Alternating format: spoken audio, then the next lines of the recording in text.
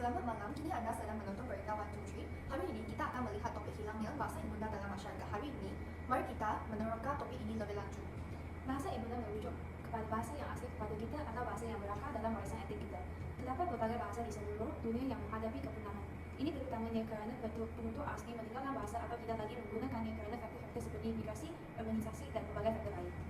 Seiring dengan masyarakat yang semakin terhubung dan bahasa dominan seperti bahasa Inggeris dan bahasa Mandarin, bahasa ibunda mengalami pengecualian. Kehilangan ini tidak hanya mengurangkan keberadaan dalam bahasa tetapi juga mengancam kehilangan perspektif budaya dan yang unik dan kebijaksanaan lama yang terkandung dalam bahasa ini. Usaha untuk mempelajari bahasa ibunda tidak adalah penting untuk memelihara warisan budaya dan mempromosikan keberadaan dalam dunia yang sentiasa berubah. Seperti yang boleh dilihat dalam image, beberapa bahasa secara beransur-ansur menjadi mati. Yang bermakna orang muda tidak terlihat kepada mereka cukup untuk belajar bagaimana untuk bercakap, mendengar dan menulis dalam bahasa ibunda mereka. Selain itu, kehilangan bahasa ibunda boleh memberi kesan negatif kepada kesejahteraan sosial dan ekonomi komuniti di mana bahasa tersebut digunakan. Kecekapan terhadap dalam bahasa ibunda seorang boleh menghalang pencapaian pendidikan kerana kanak-kanak mungkin menghadapi kesukaran untuk belajar di sekolah-sekolah di mana pengajaran utamanya dijalankan dalam bahasa lain. Sekarang mari kita lihat perspektif generasi muda mengenai hilangnya bahasa ibunda. Salam sejahtera, nama saya ialah Hosini dan saya kini berada di Universiti Taylor di Subang Jaya, Malaysia. Universiti ini membayang populasi pelajar pelbagai budaya dengan akhir-akhir kebangsaan dan bahasa ibunda yang berbeza. Mari kita lanjutkan kepada wawancara mereka untuk mendapatkan pemikiran mereka mengenai topik ini. Hai, selamat datang. Boleh saya tanya nama awak dan umur awak berapa? Halo, nama saya ialah Song Chihan dan saya berumur 20 tahun. Adakah Anda sering bercakap dalam bahasa ibunda Anda? Tidak benar-benar. Boleh saya tanya kenapa? Saya tidak pandai dalam bahasa ibunda, walaupun saya boleh memahami frasa-frasa tertentu. Oleh kerana kelupayaan saya yang terhad, saya tidak kerap berkomunikasi dalam bahasa ibunda saya. Bolehkah Anda ajarkan cara untuk memperbaiki masalah ini yang perlu kita pertimbangkan? Saya percaya bahawa keluarga memainkan peran penting dalam mengkaitkan bahasa ibunda dengan menggalakkan penggunaan bahasa ibu mereka dan menahan tekanan untuk mengadopsi bahasa ibunda yang dominan. Keluarga boleh memberi pengaruh yang besar kepada individu untuk memperoleh bahasa ibu dan usaha muda. Selain itu, penggunaan media sosial memberi kami platform yang berharga untuk berkongsi kandungan yang berkaitan dengan bahasa ibu kita seperti lagu dalam filem.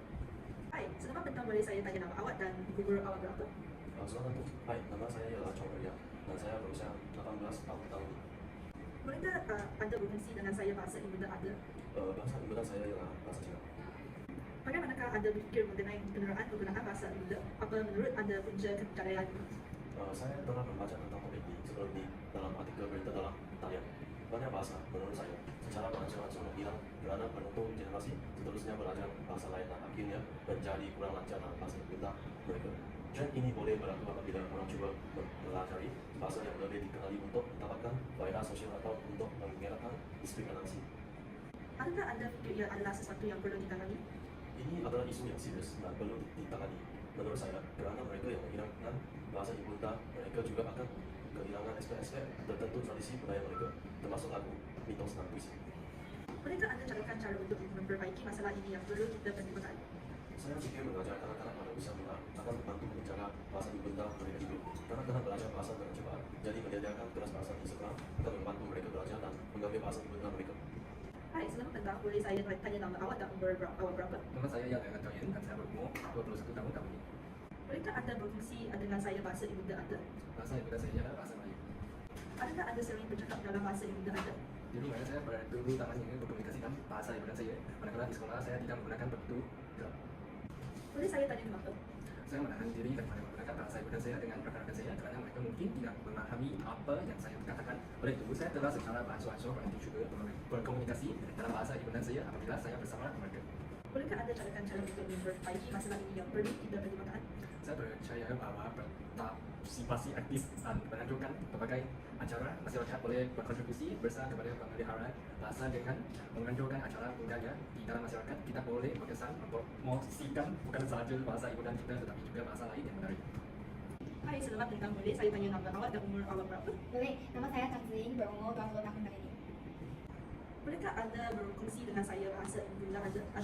Bahasa ibunda saya ialah bahasa Inggeris. Bagaimanakah Anda berfikir mengenai penggunaan bahasa ibunda? Apa menurut Anda punca kejayaan ini? Saya percaya isu ini memerlukan perhatian yang besar. Pendapatan saya ialah sistem pendidikan kita memainkan peranan penting dalam menangani isu ini. Oleh sebab pilihan bahasa yang tepat yang ditawarkan di sekolah, kurangnya pendedahan kepada bahasa-bahasa tertentu boleh membawa kepada penggunaan mereka. Adakah anda fikir ia adalah sesuatu yang perlu ditangani? Sudah tentu. Sebagai melestarikan bahasa Indonesia, kita adalah penting untuk mengekalkan identiti budaya kita, meningkatkan keupayaan kognitif dan mengalahkan rasa kepunyaan dan kesinambungan. Bolehkah anda cadangkan cara untuk memperbaiki masalah ini yang perlu kita pertimbangkan? Dalam pandangan saya, untuk menangani dan meningkatkan isu ini, ia adalah penting bagi kita untuk mendedikasikan diri untuk mempelajari bahasa ibu kita. Kerana ia adalah pendekatan yang paling langsung untuk memperoleh kemahiran dalam bahasa ibunda kita. Selain itu, untuk mencepatkan kekembangan bahasa kita, bercakap dengan orang yang sudah menguasai bahasa ibu kita juga akan membantu kita membangunkan kemahiran bahasa kita lebih cepat. Ini meningkatkan kemahiran bahasa kami dan meningkatkan kesedaraan bahasa antara lain.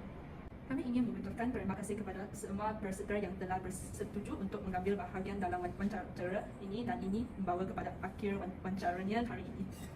Terima kasih Surya. Kami juga menghargai penyertaan anda dalam wawancara langsung.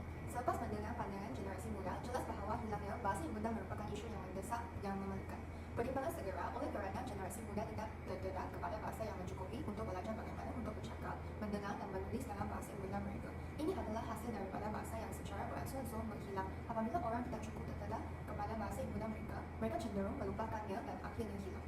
Sebenarnya, malah kita boleh menggunakan sokongan platform media sosial di samping bantuan institusi pendidikan dan keluarga. Kerana kedua-duanya sangat penting untuk memelihara bahasa-bahasa ini. Saya harap anda telah menyadari isu yang dibincangkan hari ini. Itu semua daripada kita hari ini. Kami berterima kasih kerana menyertai kami. Terima kasih telah menonton berita Mandu TV.